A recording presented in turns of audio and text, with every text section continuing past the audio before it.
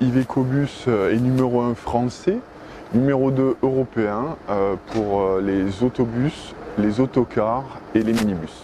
Nous sommes sur le site d'Annonay qui existe depuis 1913, donc un peu plus de 100 ans d'existence. Iveco aujourd'hui c'est plus de 11 000 véhicules dans le monde, un peu plus de 2600 en France. L'usine de production ici, nous avons 1350 salariés, nous avons 270 fournisseurs français et plus de 80 fournisseurs dans la région. C'est vraiment une entreprise très implantée en Auvergne-Rhône-Alpes puisqu'on complète notre site annonnéen en Rhône-Alpes par notre site de recherche et développement à Lyon avec 350 personnes. Et avec notre réseau après-vente, on est sur un peu plus de 500 personnes autour dans la région. Les grands défis de l'entreprise sont la transition énergétique et la compétition avec de nouveaux arrivants, les Chinois en particulier.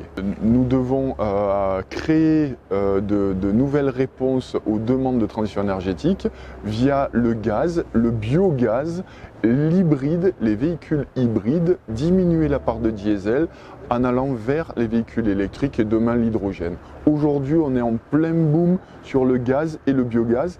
Et là aussi, Iveco Bus, nous sommes leaders en France et en Europe des véhicules au gaz. Juste pour la partie française, nous investissons plus de 25 millions. Au total, Iveco Bus, c'est plus de 40 millions d'euros d'investissement par an sur les nouvelles technologies. Nous complétons par des investissements industriels à hauteur de 25-30 millions aussi par an. L'objectif, c'est de maintenir nos savoir-faire et de nous différencier par rapport à nos compétiteurs sur des technologies, encore une fois, comme le gaz, nous sommes leaders, demain l'électrique. Je suis très régulièrement sur le terrain, au contact des entreprises, des chefs d'entreprise, des compétences, des savoir-faire qu'on a sur la grande région. C'est indispensable à la fois pour écouter leurs besoins, pour présenter les dispositifs, les accompagnements de la région et tout simplement connaître notre écosystème.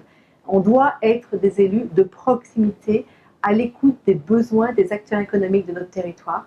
Donc cette visite-là s'inscrit dans cette démarche, j'allais dire, où je suis toutes les semaines, pas tous les jours, mais en tout cas toutes les semaines sur le terrain à écouter nos chefs d'entreprise et à leur contact.